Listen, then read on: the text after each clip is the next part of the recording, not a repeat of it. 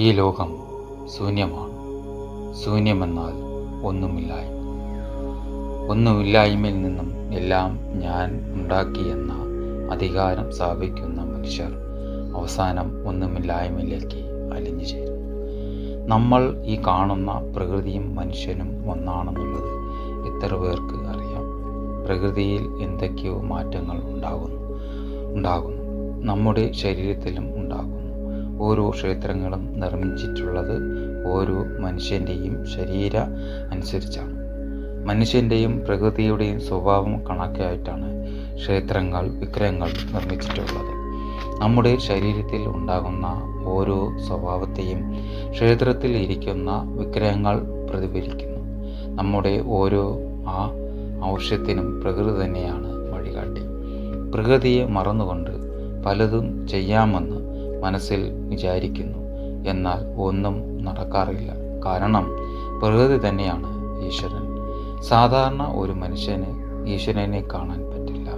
അതിന് തടസ്സമായി നിൽക്കുന്നത് പാപവും പുണ്യമാണ്.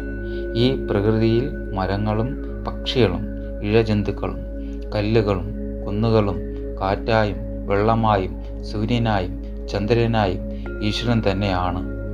ഈ ഈശ്വരൻ തരുന്ന എല്ലാ നന്മകളെയും വെറുത്തുകൊണ്ട് ഞാനാണ് ഈ ലോകത്തിൻ്റെ അധിപതി എന്ന് പറഞ്ഞ് സ്വയം നശിക്കുന്ന ഒരേ ഒരു ജീവിയാണ് മനുഷ്യൻ.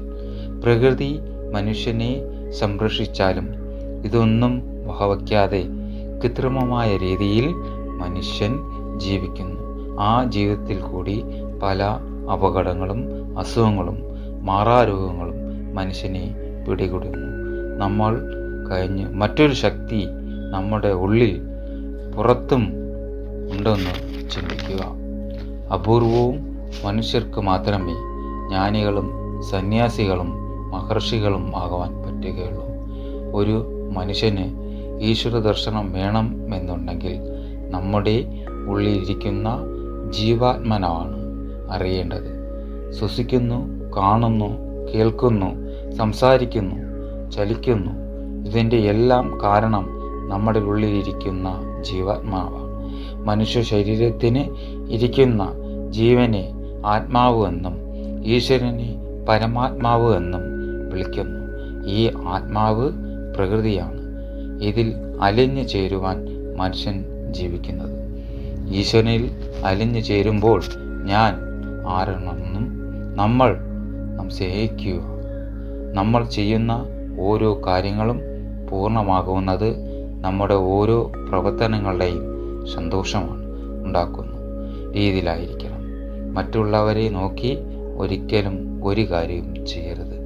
നമ്മുടെ കൂടെ ജീവിക്കുന്ന പങ്കാളികളാവട്ടെ, നമ്മുടെ കൂടെ ജോലി നോക്കുന്ന സുഹൃത്തുക്കളാവട്ടെ, അവർ നന്മ ഉള്ളവരാണെങ്കിൽ ആ നന്മ ഗുണവും നമ്മളിൽ വന്നു ചേരും. ഈശ്വരൻ എല്ലാവരെയും നന്മയിലേക്ക് കടാക്ഷിക്കട്ടെ.